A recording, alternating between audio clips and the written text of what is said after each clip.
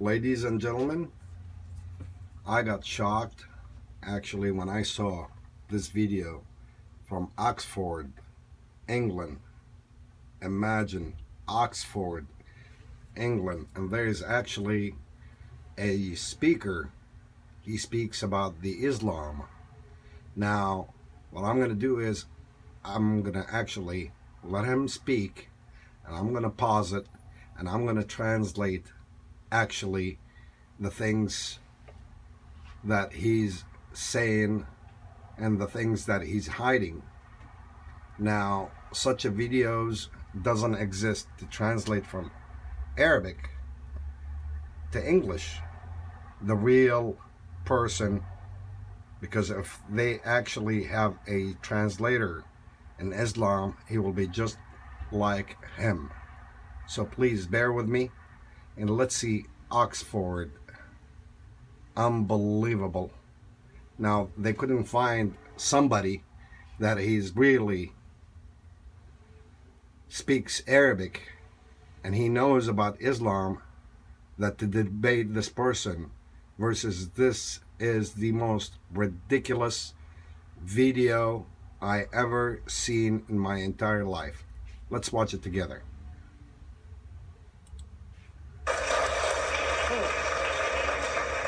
Thank you very much, Mr. President. Ladies and gentlemen, good evening. Assalamu alaikum. Lovely to see you all here there tonight. We go. We're having a very entertaining night, are we not? With some very interesting things being said. Yes, indeed. From the other side of the house tonight. Now, please, can we just pause for a second and let's read such a person where he exists. How can he afford the Oxford, which is each semester? Probably, I don't know, I really don't know, but at least $65,000. Let me begin by saying, as a Muslim, as a representative of Islam, I would consider myself an ambassador for Islam, a believer in Islam, a follower of Islam and its Prophet. So, in that capacity, let me begin by apologizing to Anne-Marie for the Bali bombings. I apologize for the role of my religion and me and my people, for the killing of Theo van Gogh, for 7/7. Yes, that was all of us. That was Islam, that was Muslims, that was the Quran. I mean, astonishing claims to make in the very first speech tonight, on a day like today, where the Conservative Prime Minister of the United Kingdom is having to come out and point out that these kind of views are anathema. And I believe you're trying to stand for the Labour Party to become an MP in Brighton. If you do, and you make these comments, I'm guessing you'll have the whip withdrawn from you. But then again, UKIP's on the rise. They'll take you. The BNP, they might have something to say about your views.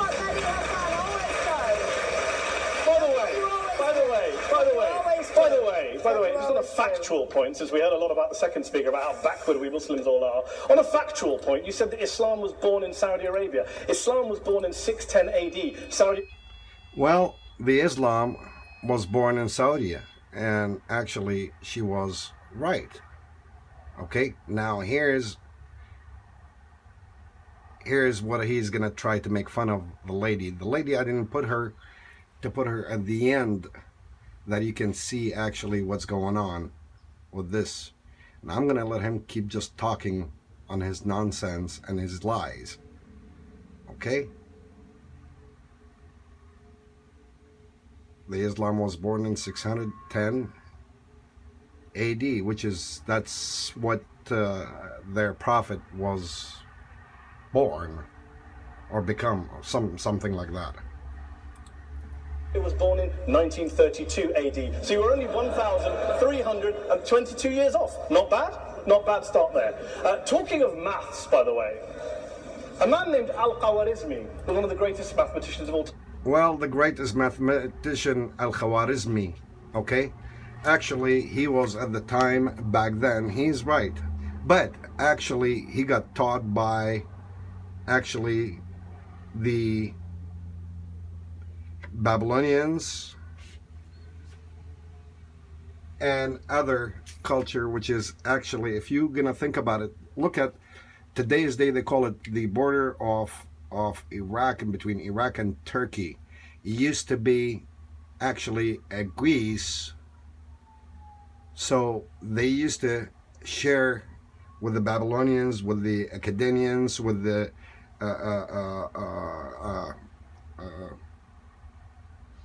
other, actually at the time that was going on, they used to go and learn a lot of things from Greece and come back, and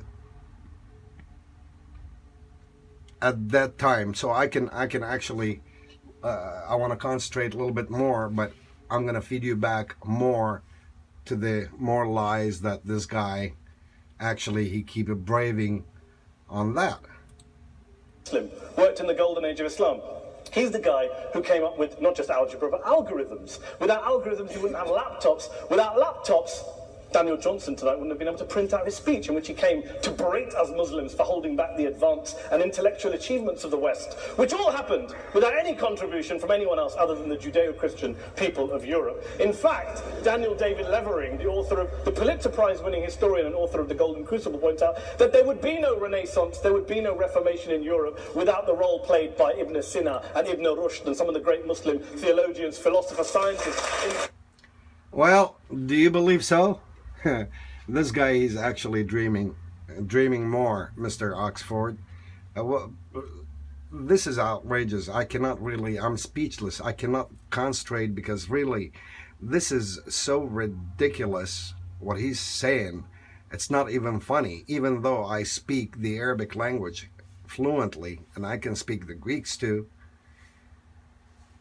I'm speechless. I'm gonna try to put my senses back probably at later on because I want to concentrate. This guy, clean cut, clean shape, with his beard type and the cut that actually have, he looks like actually from Saudi Arabia, okay? And who can afford the $65,000 a semester if it wasn't somebody in there?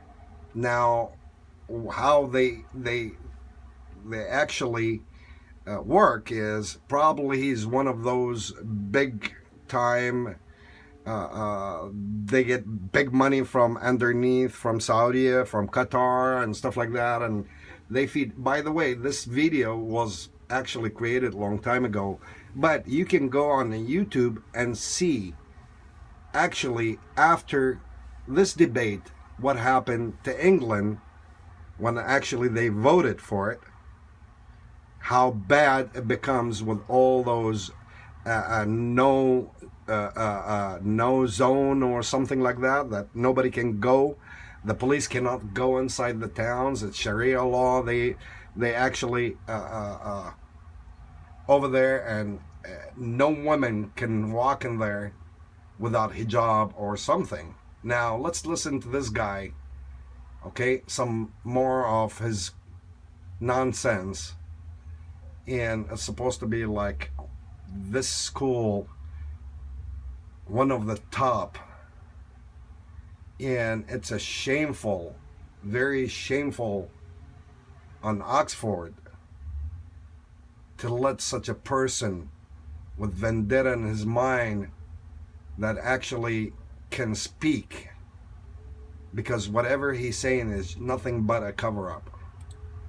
To Europe. As for this being our university, I will leave that to the imagination as to who is our and who is there. Of course, it's yours. Too. Yeah, you study there. An astonishing set of speeches so far making this case tonight. A mixture of just cherry-picked quotes, facts and figures, self-serving, selective, a farrago of distortions, misrepresentations. Wow. Do you see how upset he is and how mad he is? And frustrated? Damn. Let's continue. Misinterpretations, misquotations.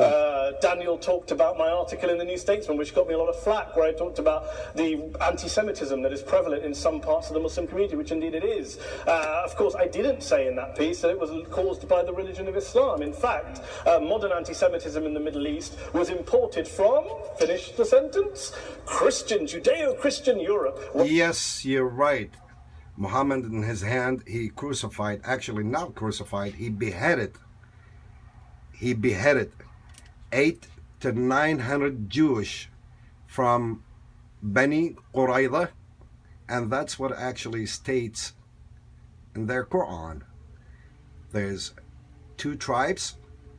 He actually beheaded them, all of them, all the men, all the children, the kids, the boys until like 14 years old, that he can grow hair in his thing, his private. They will chop their head off. Well, I'm gonna give you, actually this is the start, the first video, but from now on, by my God, just like what they say, by golly, I'm gonna translate every single video bad that they have, because actually what we're missing in here is to be translated to English, whatever the videos that they have on the YouTube, and I'm gonna translate one by one, hopefully. So let's hear him again. He's gonna blame it on the Christians, and he's gonna blame it on some other people, not his religion, that he beheaded them. Believe some certain bad things happened to the Jewish people. In fact, Tom Friedman, Jewish American columnist in the New York Times, told me in this very chamber last week that he believed, had Muslims been running Europe in the 1940s, 6 million extra Jews would still be alive today. So I'm not going to take lessons in anti-Semitism from someone who's here to defend the Judeo-Christian values of a continent that murdered 6 million Jews. Moving swiftly on. Yeah, moving swiftly. Moving swiftly on. Mm-hmm. Yes. Absolutely. Well, I'm about to make that point. No, I'm about to make that point. You're right. Yeah. I agree with you. Yeah. I agree with you. I agree with you 110%. That is my point. I don't think Europe is evil or bad. I'm a very proud European. I don't want to judge Europe on the basis, but if we're going to play this gutter game, where we pull out the Bali bombing and we pull out examples of anti-Semitism in the Islamic community, then of course I'm going to come back and say, well, hold on. I mean, look, let's be very clear. Daniel here was a last-minute replacement for Douglas Murray, who had to pull out. And Douglas and I have a well-documented differences, but to be fair to Douglas, as to be fair to Anne-Marie and to Peter, atheists. Atheists see all religions as evil, violent, threatening. What the problem I have with Daniel's speech is that Daniel comes here to run this robust defense of Christianity. Forget it. Can we ask him a second? This is actually what he's saying. It's nonsense. Let's see. And if you have a friend or somebody that you can actually, he can translate the YouTubes in Egypt on the atheist. The last video that I watched today, actually, there's one guy, he's very popular. I'm going to get a video from him that he can describe what actually the undercover police, what they did to him and what they doing to actually the atheist. They killing them. So that's in the next video, I'll promise you. I promise you. This guy, I mean, I don't understand. I really don't. Uncivilized person. And lying. Nothing that he say it's true about the God of Islam. Nothing.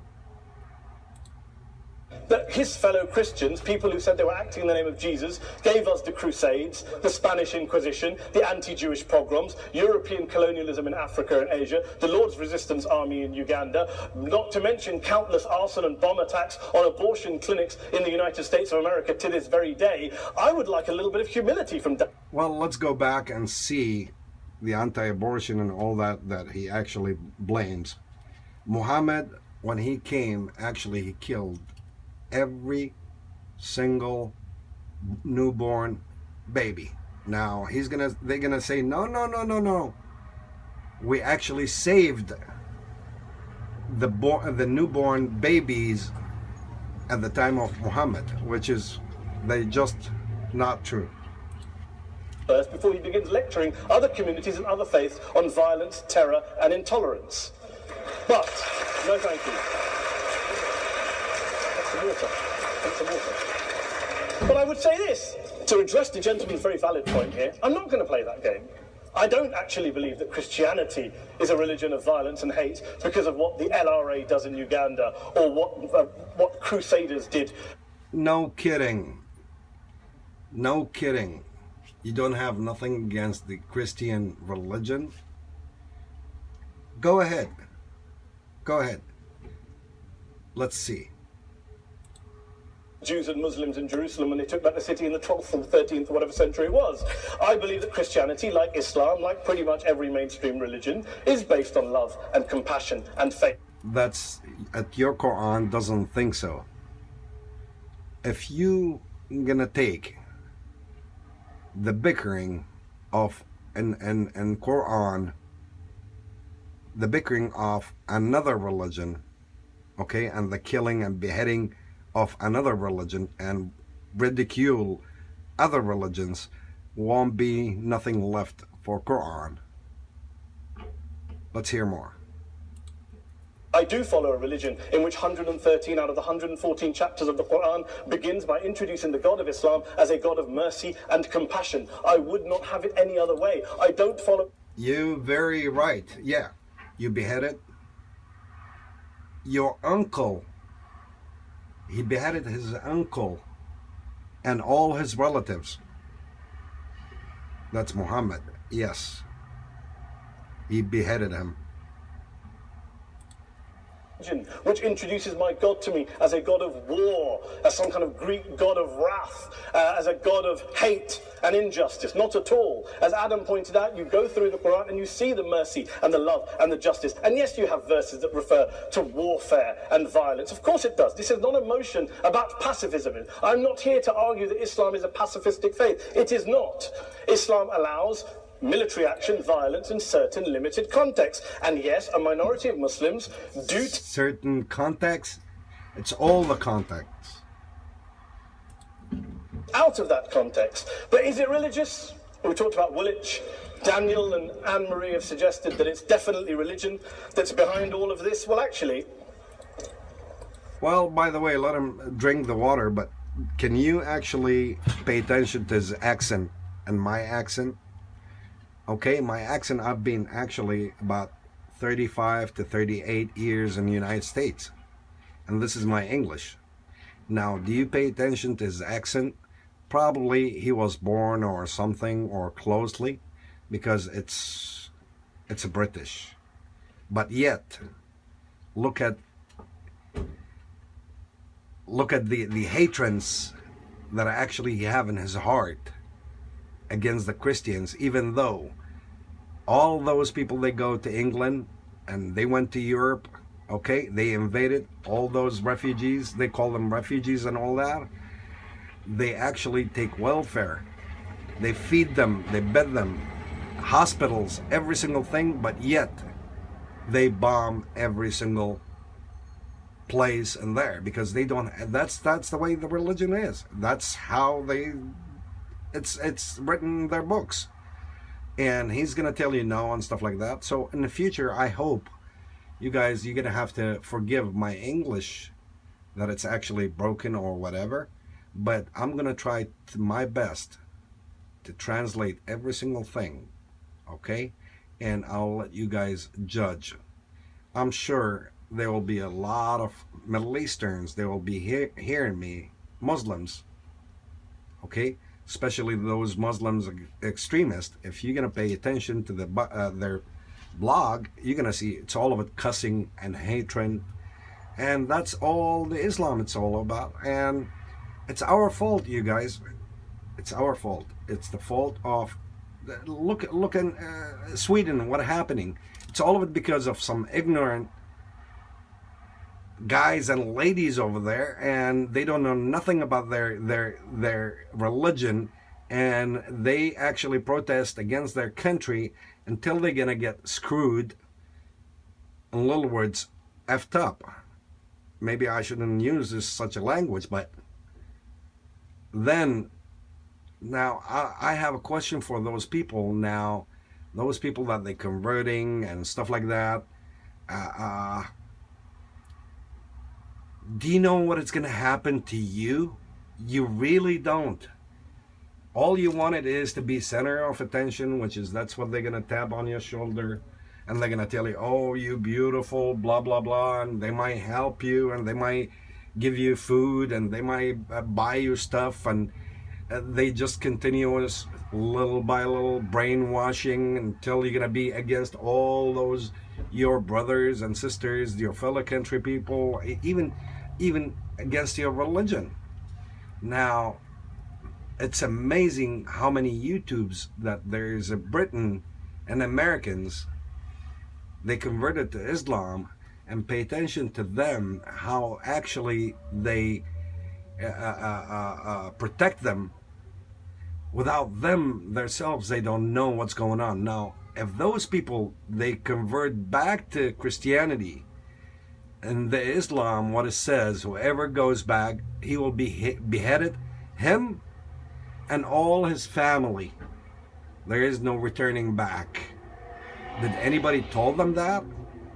You can actually check and see what's going on. There's one movie called Not Without My Daughter. I really recommend you guys, if you can just watch that movie. And that's real story. That's a real story. I wish whoever wants to convert to watch this movie. And it's 1000% real. Back in Middle East, Turkey, Persia, Pakistan. God, Pakistan, it's so anti-Christianity. Turkey, even Turkey now, they want it to be in EU, but go in there, and as soon as they see you Christian, they call you kafir. Okay, that's what the religion they taught, and they don't mind to behead you anytime. And look at all the tourists and all that money that country they put, and yet there was the major big door to enter all those ISIS to Iraq and Syria. Now, come on guys, come on. Don't believe, not even fraction clean cut with the beard, Saudi beard. Those are a special beard. It's not done, it's done by Wahhabis, okay? And probably if you're gonna see some hitting videos or stuff like that, he might be like son of a sheikh or somebody from Saudi Arabia. Let's continue. What I find so amusing tonight is we're having a debate about Islam, and the opposition tonight have come forward. We have a graduate in law, a graduate in modern history, a graduate in chemistry, and you know, I admire all of their intellects and their abilities, but we don't have anyone who's actually an expert on Islam, a scholar of Islam, a historian of Islam, a speaker of Arabic, even a terrorism expert or a security expert or a pollster, let alone to talk about what Muslims believe or think. Because instead, probably you would have beheaded him. Putting forward these views, putting forward these sweeping opinions. Listen to Professor Robert Pape of the University of Chicago, one of America's leading terrorism experts, who, unlike our esteemed opposition tonight, studied every single case of suicide terrorism between 1980 and 2005. 350. Of course, Obama in town, Obama, Hussein, whatever, and us as Americans, believe it or not, okay? Now, at the time that actually what happened is, really, for Americans, they cannot say nothing. Just like what happened in Sweden, just like happened in all Europe, that actually they rape, they steal, they fight with everybody, and actually they won't go to jail. The opposite, the other person that, not the attacker, the attackee, he will be in trouble. So let's continue hearing this, and I hope you guys don't get upset or mad regarding my cutting the video, but I'm trying to go piece by piece, that give it to you guys, and this is my first video, so we'll be like as a newbie, but I hope it's gonna be improved in the future a little bit better. So let's hear more. Cases in total, and he concluded, and I quote, There is little connection between suicide terrorism and Islamic fundamentalism or any of the world's religions. Rather, what nearly all suicide terrorist attacks have in common is a specific secular and strategic goal to compel modern democracies to withdraw military forces from territory that the terrorists consider to be their homeland. And the irony is, when we talk about terrorism, the irony is that the opposition and the Muslim terrorists, the Al-Qaeda types, actually have one thing in Muslim Al-Qaeda. Now, here's the blame. Now, hold on a second. Al-Qaeda, they are Muslim. They go by the Book of Islam. That's what the book told them. That's what they doing. Bits by bits. Now, here's how he actually blame to make the opposite way. So let's hear more. Because they both believe that Islam is a warlike, violent religion. They both agree on that. They have everything in common. Osama bin Laden would be nodding along to everything he's heard tonight from the opposition side. He agrees with them. No kidding. Probably he's one of your relative or something. The problem is that mainstream Muslims don't. The majority of Muslims around the world don't. In fact, a gentleman here started quoting all sorts of polls. Gallup carried out the biggest poll of Muslims around the world, of 50,000 Muslims in 35 countries. 93% of Muslims rejected 9/11 and suicide attacks. And of the 7% who didn't, they all, when polled and focus groups, cited political reasons for their support for violence, not religious reasons. And as for Islamic scholars and what they say... Well, at 9/11, let me stop in here. 9/11, if you guys want to see the real thing, okay, just get somebody that to write it on your keyboard in Arabic, the celebration that happened in 9/11 in Middle East, and you can see it yourself. You don't need no translation on there at how dancing, partying, and it's unbelievable. So what he say, this guy, it's all of it bullshit. In little words, let's be not civilized a little bit, that we can go with his stream.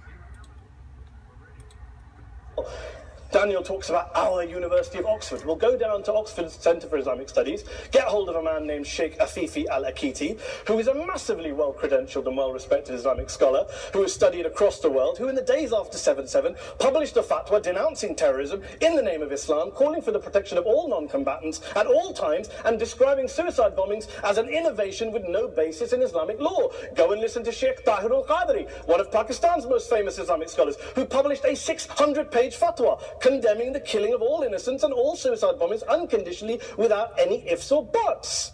There's nothing new here. This is mainstream Islam, mainstream scholarship, which has said this for years. You don't go out and kill people willy-nilly in the high street or anywhere else, on a bus or a mall, based on verses of the Quran that you cherry-pick without any context, any understanding, any interpretation, or any commentary.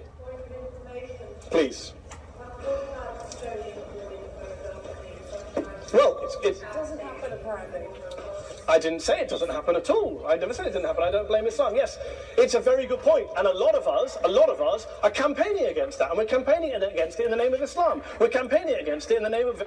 Well, you campaigning, what you've done? Can you actually make a video and show us your campaign? Can you show us a video that actually posted by their main religion people, the big shots in Islam, which is they actually exist in Egypt. They call it Al-Azhar. Just, we want to know one person from Azhar, if he came out and he actually said anything to 9/11 or to ISIS or condemn them or anything. There is no video at all, and I challenge anybody to show me one of the big religion of Islam that he came out and he said anything. Interpretations of Islam. Anne-Marie comes and scares us with her talk of Sharia law. I would like to see the book of Sharia law. It doesn't exist. People are... Oh, Sharia law. It's all the Quran. It's Sharia law. Come on, dude. Come on, man. This is ridiculous. You can read the book, which is their book. They call it Sahih al-Bukhari. That's a person. There's the other 2 or 3 right now. I'm speechless. So Ibn Taymiyyah, all of them, actually the Sharia law. So do you want me to remind you, or just bluffing some people that they don't look at the Aryans? Nobody knows at all, and even if somebody know, they cannot even say anything. How coward they are. Now let's hear this